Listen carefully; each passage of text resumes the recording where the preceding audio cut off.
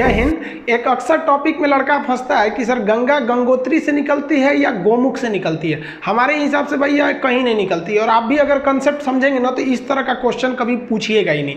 और एक और फंस जाता है, सबसे ऊंचा बांध टिहरी बांध है या फिर भाखड़ा नांगल है। दोनों अपने अपने जगह पे सही है, दोनों की कैटेगरी है। समझते हैं, देखिए उत्तराखंड जो है ये उत्तर प्रदेश से टूट के सन 2000 में अलग हुआ था। उत्तराखंड को बेसिकली दो भागों में बांट सकते हैं। इसका पूर्वी भाग थोड़ा सा छोटा है जिसे कुमायूं कहते हैं, और इस साइड का भाग थोड़ा बड़ा है, गढ़वाल कहते हैं। गढ़वाल जो एरिया है यहाँ बहुत से बड़े बड़े हिमानी का मतलब होता है ग्लेशियर, जहाँ पे बर्फ के पहाड़ होते हैं उसे ग्लेशियर कहते हैं। वहाँ से कई नदियों का उद्गम होता है। अब इन ग्लेशियर यानी पहाड़ों के ऊपर से बर्फ कहाँ जाता है, तो जैसे जैसे ऊंचाई बढ़ती है प्रत्येक 165 मीटर ऊंचा जाने पर 1 डिग्री टेम्परेचर में कमी आने लगती है। ये कमी क्यों आती है ये एक अलग टॉपिक है। बस इतना समझिए कि जब आप जमीन पे रहते हैं तो आपको कई जगह से उष्मा मिलती है। सीधे सूरज से मिलता है, इधर का दीवाल गर्म, इधर का दीवाल गर्म, हवाएं गर्म, नीचे का जमीन गर्म, तो कई ओर से हवा गर्मी आते रहता है, तो आपका टेम्परेचर ज़्यादा रहता है। जैसे जैसे आप ऊपर जाते हैं तो जो नीचे की अगल बगल का वातावरण था वो तो छूट गया, अब केवल आपको सूर्य की गर्मी मिलती है, इसलिए ऊपर जाने पर टेम्परेचर घट जाता है। टेम्परेचर घटने से जो हवा की नमी होती है, जैसे नमी हमेशा हवा में बरकरार रहती है, गर्मी में दिखता नहीं है, ठंडी में दिखता है। हम जब सांस छोड़ते हैं ना तो ठंडी में वो नमी दिखने लगती है, गर्मी में नहीं दिखता है। वही नमी इन पहाड़ों से टकरा कर एक बर्फ का स्रोत बना देती हैं, और वही नीचे से पिघल कर नदियों का उद्गम स्रोत बन जाता है। तो नदियों का उद्गम स्रोत पहाड़ी का हिमानी यानी ग्लेशियर होता है। अब जरा ध्यान से समझिए, गंगा इस तरह से निकलती है। ये हम 2 इमेज बनाएंगे, इसमें पूरा जगह नहीं लिखे हैं ताकि कॉम्प्लिकेटेड होगा, आपको समझने में दिक्कत हो जाएगी। जबकि अगर आप दूसरा इमेज देखेंगे तो उसमें हम सारी नदियों का नाम वगैरह लिख दिए, इसको हम आपको स्क्रीनशॉट लेने का टाइम दे देंगे। अब यहाँ समझिए, सबसे पहला जो एक जगह है उसका नाम है बद्रीनाथ। उस बद्रीनाथ में एक जगह है संतोपत हिमानी।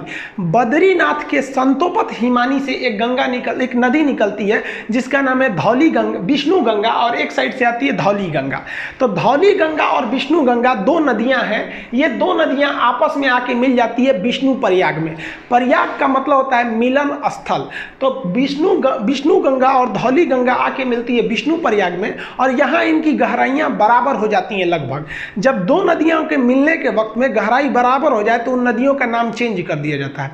यदि एक की गहराई ज़्यादा दूसरी की गहराई कम तो नदी गहरी वाली नदी के नाम से ही नदी आगे बढ़ेगी। तो यहाँ लगभग गहराई बराबर हो जाती है विष्णु प्रयाग में, तो नाम बदलकर इस रेड वाली नदी का नाम रख दिया जाता है अलकनंदा नदी। यहाँ से यहाँ तक ये रेड वाली नदी है अलकनंदा नदी। अब इसको ओवरव्यू में समझिए। अलकनंदा आगे बढ़ती है, आगे जाकर एक नदी आके मिलती है जिसका नाम है नंदाकिनी नदी। मंदाकिनी अलग है और नंदाकिनी अलग है। नंद लाला जो है नंदाकिनी नदी आके मिलती है, तो वो नंदाकिनी नदी कम गहरी है, अलकनंदा ज्यादा है, तो नंदाकिनी यहीं समाप्त हो जाएगी भूगोल के हिसाब से। अब ये भी जगह तो मिलन स्थल हो गया। मिलन स्थल को प्रयाग कहते हैं, चूंकि नंदाकिनी नदी मिली है इसलिए इसे कहते हैं नंद प्रयाग। नंद प्रयाग के बाद नदी और आगे बढ़ती है, तो यहाँ आगे बढ़ती है तो एक और नदी आके मिलती है पिंडार नदी। पिंडार नदी जहाँ आके मिलती है उसे कहते हैं हम लोग कर्ण प्रयाग। तो कर्ण प्रयाग में पिंडार नदी आगे मिल गई। अलकनंदा जो है कहती है भाई तुम कम गहरा हो, तुम यहीं खत्म हो जाओ, आगे हम ही बढ़ेंगे। अलकनंदा आगे बढ़ती है तो एक और नदी आके मिल जाती है, वो नदी निकलती है केदारनाथ से। ये वाली निकली थी बद्रीनाथ से। उस नदी का नाम है मंदाकिनी नदी। ये मंदाकिनी नदी आके इसे मिलती है, ये जाके मिल जाती है यहाँ पर। मंदाकिनी कम गहरी, ये ज़्यादा गहरी, इसलिए मंदाकिनी यहाँ समाप्त। अब ये मिलन स्थल है, इसका भी नाम प्रयाग रहेगा, तो इसका नाम हो जाता है रुद्र प्रयाग। रुद्र प्रयाग से नदी फिर आगे बढ़ती है, अभी भी अलकनंदा, इस रूट में बहुत गहरी है अलकनंदा। अब यहाँ से आती है उत्तरकाशी जिला से। उत्तरकाशी के पास एक जगह है गंगोत्री। अब गंगोत्री के पास एक एक्यूरेट पॉइंट की बात करेंगे तो वो है आपका गोमुख। वहाँ से एक नदी निकलती है जिसका नाम है भागीरथी नदी। ये भी बहुत बड़ी नदी है, उत्तराखंड के लोग मुख्य रूप से इसी को गंगा मानते हैं, ये वाले साइड को, ये उसकी सहायक समझते हैं। तो भागीरथी निकलती है, तो इस भागीरथी के बीच में एक नदी आके मिल जाती है भिलांगना। छोटी सी नदी कहती है भागीरथी चला यहीं पे खत्म हो जा। भिलांगना इसको लेके आगे बढ़ जाती है और भागीरथी भिलांगना को लेकर आगे बढ़ जाती है और भागीरथी जाके इस अलकनंदा में मिलती है देवप्रयाग के जगह पे, और यहाँ पर दोनों की गहराई लगभग बराबर हो जाती है, तो इसका नाम हो जाता है गंगा। अब आप बताइए, गंगा तो इतनी नदियों से मिल के बना है, अब इसको याद करना बड़ा टफ है, तो उसको तरीका समझिए याद करने का। देखिए, विष्णु भगवान थे, इन्होंने अवतार लिया, तो कृष्ण भगवान का अवतार लिए थे ये। तो बचपन में कृष्ण भगवान का नाम क्या था? यशोदा का नंदलाल। तो विष्णु भगवान क्या बने? नंदलाल बने। और ये जब बचपन में थे, आगे बढ़े, तो ये हमेशा इनके कान में बाली रहता था। आप देखेंगे कृष्ण भगवान कान में बाला पहनते थे और गले में उसके बाद रुद्राक्ष की माला। तो लाइन से याद रखिएगा, विष्णु भगवान से याद रखेंगे विष्णु प्रयाग, नंदलाला से याद रखिएगा नंद प्रयाग, कान में बाली पहनते थे तो कर्ण प्रयाग, गले में रुद्राक्ष की माला रखते थे तो रुद्र प्रयाग। और जब इतना चीज कर देते थे तो कृष्ण भगवान का जो रूप हो जाता था वो एक देव की रूप हो जाता था, और उनकी वाणी देव की वाणी हो जाती थी। अकेले महाभारत निपटा दिए फाइल अकेले, इन्हीं की तो मतलब उपदेशों को गीता में रखा गया है।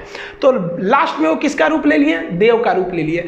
यही 5 प्रयाग है जिसे हम पंच प्रयाग कहते हैं, जो हिंदू धर्म के हिसाब से ये पंच प्रयाग घूमना बहुत ही शुभ माना जाता है। उसे अपने जीवन में ये पंच प्रयाग घूमना चाहिए। तो कौन प्रयाग हो गया आपका?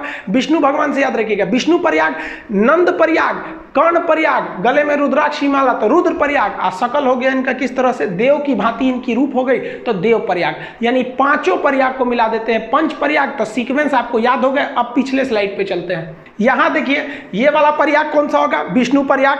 विष्णु भगवान नंदलाला के रूप में जन्म लेंगे तो नंद प्रयाग, कान में पहनेंगे तो कर्ण प्रयाग, गले में रुद्राक्ष की माला तो रुद्र प्रयाग, और सकल हो जाएगा देव के भांति तो देव प्रयाग। ये नदियां हो गई। अब आप बताइए, देव प्रयाग के आगे गंगा बनती है। तो बीपीएससी में क्वेश्चन पूछा था कि ये भागीरथी तथा अलकनंदा का संगम कहां होता है? तो वो होता है आपका देव प्रयाग में। समझा गया? अब इसको एक बार दोबारा समझते हैं। संतोपत है, हिमानी है बहुत बड़ा, वहां से निकलती है धौली गंगा, विष्णु गंगा। कहां मिलेगी? विष्णु प्रयाग में। नदी का नाम हो जाएगा अलकनंदा। अगली नदी नंद प्रयाग, नदी का नाम रहेगा नंदाकनी और जगह का नाम हो जाएगा नंद प्रयाग। इसे भी अलकनंदा लेके आगे बढ़ेगी और अलकनंदा में आगे जाके मिलेगी पिंडार नदी। अब की जगह कौन हो जाएगा? कर्ण प्रयाग। अलकनंदा फिर आगे बढ़ेगी, मंदाकिनी को ले जाएगी अपने साथ, मंदाकिनी को ले आके मिलाएगी तो हो जाएगा रुद्र प्रयाग। गले में रुद्राक्ष की माला हो गई। अब कृष्ण भगवान के पास यही सब तो चीजें थी, अब देव का रूप ले लेंगे। यहाँ पे भागीरथी आएगी अपने साथ भिलांगना को मिलाते हुए और मिल जाएगी देव प्रयाग में, और यहां से बन जाएगी गंगा। तो देखिए, गंगा तो भाई साहब निकलती ही नहीं है, गंगा नदी बनती है इतनी नदियों से मिलकर।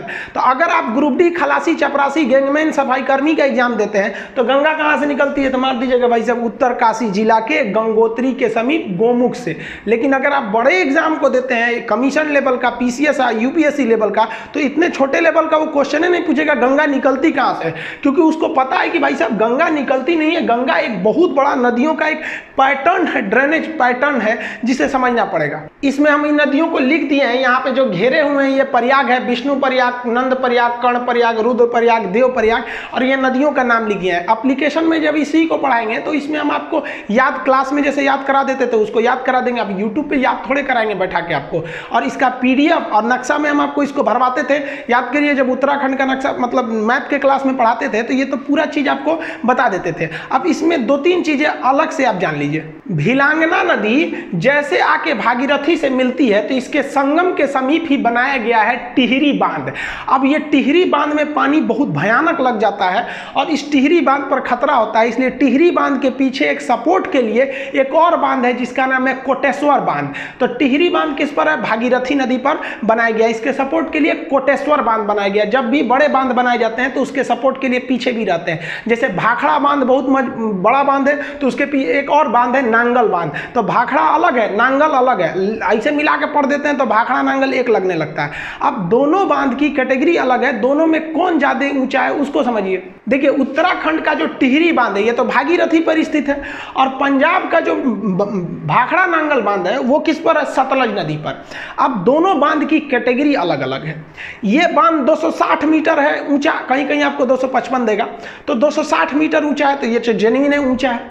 ये वाला बांध जो है वो थोड़ा कम ऊंचा है, 225 मीटर ही ऊंचा है। लेकिन दोनों बांध की कैटेगरी अलग अलग है। जैसे कोई लड़का है 6 फीट का और कोई लड़की है 5 फीट की, आपसे पूछा जाए सबसे ऊंची लड़की कौन है, तो इसको थोड़ा कहिएगा कि 6 फीट का, भाई साहब तो कैटेगरी अलग होगा, लड़की में तो 5 फीट को रखना पड़ेगा। लेकिन कह दे कि इन दोनों में सबसे ऊंचा इंसान कौन है, तो भाई लड़की भी इंसान लड़का भी इंसान, तब आप कहिएगा कि नहीं 6 फुट वाला ही है। तो यही एग्जाम में पूछता है कि सबसे ऊंचा ग्रेविटी बांध कौन सा है। तो देखिए इस बांध की जो कैटेगरी है वो ग्रेविटी कैटेगरी का है और ये बांध की कैटेगरी अर्थ फिलर है। ये बांध जब पढ़ाएंगे ना तो उसमें हम आपको बता देंगे कि बांध कितने टाइप के होते हैं, आर्क बांध कौन सा होता है, ग्रेविटी कौन कौन से कई टाइप के बांध होते हैं। तो कैटेगरी के हिसाब से पूछता है ये कि सबसे ऊंचा गुरुत्व यानी ग्रेविटी बांध कौन सा है। तो भाई साहब ये 260 होने के बावजूद इसको आंसर नहीं देंगे क्योंकि इसकी कैटेगरी अलग है, ये तो उस कैटेगरी में है ही नहीं जिस कैटेगरी का क्वेश्चन पूछ रहा है। तब आपका आंसर हो जाता है भाखड़ा नांगल बांध। लेकिन जब क्वेश्चन कहेगा कि भारत का सबसे ऊंचा बांध कौन है, तो भाई साहब आप अर्थ फिलर हैं तब भी बांध है, ग्रेविटी है तब भी बांध है, आर्क बांध है तब भी बांध है। तो अब आपके लिए कैटेगरी का बाउंडेशन खत्म कर दिया और ओवरऑल में अगर कहेगा सबसे ऊंचा बांध कौन सा है तब हो जाएगा आपका टिहरी बांध, लंबा में हीराकुंड अलग हो जाता है वो सब। तो ये समझ में आ गया आपको। देखिए उत्तराखंड के लोग गंगा को मुख्य रूप से भागीरथी को गंगा कहते हैं और बंगाल के लोग भी गंगा को गंगा न कह के भागीरथी कहते हैं। और शास्त्रों में भी देखिएगा ना तो कई जगह गंगा को भागीरथी बोला गया है। आप बाहुबली का गाना सुनिएगा, जब वो शिवलिंग लेकर गंगा झरना के नीचे रख देता है, वहाँ गाना बजता है कि भागीरथी देख तेरे पास खुद शिव जी चले आए रे। तो आप इसको देखे होंगे ना, शिव तांडव वगैरह भागीरथी बोला जाता है। तो ये भागीरथी को लोग गंगा समझने लगते हैं और उस हिसाब से छोटे एग्जाम में बोल देते हैं कि उत्तरकाशी जिला के गंगोत्री हिमालय के गोमुख से निकलती है। जबकि आप ये कॉन्सेप्ट समझ गए, पंच प्रयाग यानी पांचों प्रयाग में कौन कौन सा सीक्वेंस याद करने का आपको हल्का सा यहाँ बता दिए। हालांकि एप्लीकेशन पे तो जब तक आप लोग क्लास के स्टूडेंट होंगे तो आपको पता होगा, ये सब तो पूरा याद ही करा देते थे। कैसे याद रखेंगे प्रयाग का जगह, तो ऊपर सबसे पहले होगा आपका विष्णु प्रयाग, विष्णु प्रयाग के बाद नंद प्रयाग, कर्ण प्रयाग, रुद्र प्रयाग और कृष्ण भगवान का रूप देव की तरह हो जाएगा तो देव प्रयाग। गंगा कहाँ बन गई, देव प्रयाग में बन गई। गंगा नदी जो पहाड़ी एरिया से निकलती है तो यहाँ वाले एरिया में ना जो गंगा नदी, यहाँ मानव बस्तियां बहुत कम है, क्योंकि पहाड़ी एरिया है तो प्रदूषण बहुत कम है। और इस गंगा में ना एक बैक्टीरियोफेज पाया जाता है। बैक्टीरियोफेज एक ऐसा चीज होता है जो हानिकारक जीवाणुओं और विषाणुओं को मार के खा जाता है, इसलिए गंगा जी के पानी में कीटाणु वगैरह नहीं लगते हैं, वो बैक्टीरियोफेज की वजह से। आईबी का एग्जाम दिए होंगे तो पूछा होगा किसके वजह से गंगा जल में कीड़े मकोड़े नहीं लगते हैं, तो बैक्टीरियोफेज ऑप्शन सी पर था। तो ये ध्यान से रखिएगा आप लोग। और आजकल देखिए हम लोग की भी कुछ गलती है, गंगा नदी में जो क्षमता है उसको पुनर्निर्माण करने की, उसमें तो हम लोगों ने अत्याचार कर दिया। कानपुर से जब गंगा निकलती है एकदम गंदगी मचा देते हैं, तो हम लोग गंगा को कुछ ज्यादा गंदा कर दिया। वो तो लॉकडाउन हो गया तो जो हम लोग सोच रहे थे गंगा साफ करेंगे अपने से साफ हो गया। अभी थोड़ा सा ढील हुआ ना लॉकडाउन में, फिर गंदा करके हम लोग रख दिए। तो प्रकृति से हम लोग भी खिलवाड़ करते हैं तो प्रकृति हम लोग के साथ भी कर देती है कोरोना वगैरह देके। तो ये आप समझ में आ गया आप लोग को। इसका पीडीएफ वगैरह एप्लीकेशन जो पढ़ेंगे आप लोग, तो एप्लीकेशन पे इसका पीडीएफ और इसका जो टेस्ट हो गए अब तक कितने क्वेश्चन इससे रिलेटेड दिए गए उसमें दे देंगे। और न्यू रिक्रूटमेंट भी आ गया, आप देख रहे हैं। आप लोग को अब अच्छे से पढ़ना पड़ेगा, ये नहीं कि ऐसे छोटा मोटा पढ़ लेंगे तो रिजल्ट हो जाएगा। आई होप आप इसको समझ गए होंगे। मिलेंगे नेक्स्ट वीडियो में, तब तक के लिए जय हिंद।